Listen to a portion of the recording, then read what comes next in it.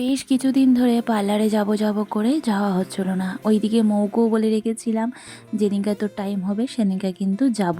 এবার যদি না যাই তাহলে কিন্তু বন জঙ্গল তো আইবুড়ো দুটো হয়েই আছে, সেখানে গরু বাছুর চড়তে শুরু করে দেবে। তো যাই হোক, তারপরে আমরা দুজনে চলে এসেছিলাম। ও করাবে হচ্ছে স্পা আর আমি ওই আইবুড়ো করাবো আর চুলটা ইউ কাট করিয়ে নেবো।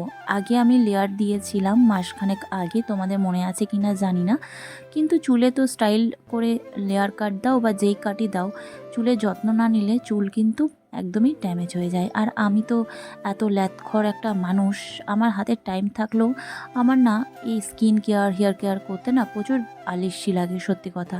সবাই কি করে করে কে জানে। তারপরে চলে এসেছিলাম হচ্ছে আমার মায়ের জন্য দই বড়া নিতে।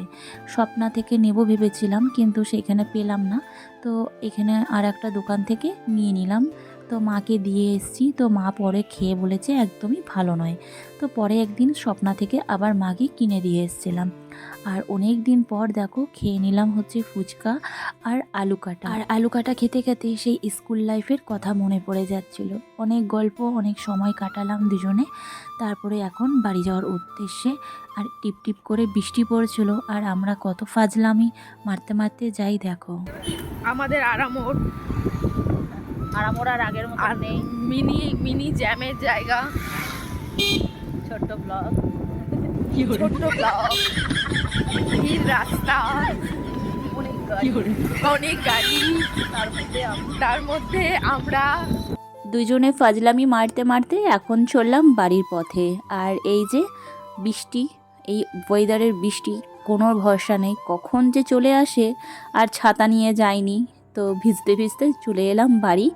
আর বাড়িতে এসে মা বলল যে আমি দেখ সব কিছু রেডি করে রেখেছি, তুই একটু ভেজে নে। মানে হচ্ছে মালপোয়ার ব্যাটারটা মা রেডি করে রেখেছিল। মালপোয়া খেতে কার কার ভালো লাগে অবশ্যই কমেন্ট করে জানিও। আমার না খুব ভালো লাগে, যদিও আমি তেলের জিনিস খুব একটা বরাবরই খাই না, কিন্তু মালপোয়াটা না আমার খেতে ভালো লাগে।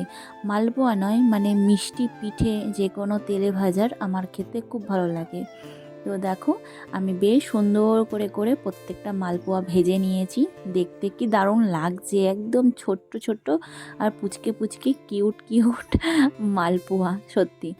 আর যখন এরকম সুন্দর কোনো রান্না হয় আমার না খুব ভালো লাগে। খেতে জানিস না রে তুই? হ্যাঁ,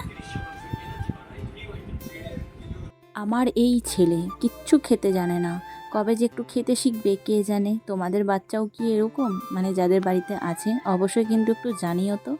আর ভিডিওটা কেমন লাগলো অবশ্যই কিন্তু জানিও।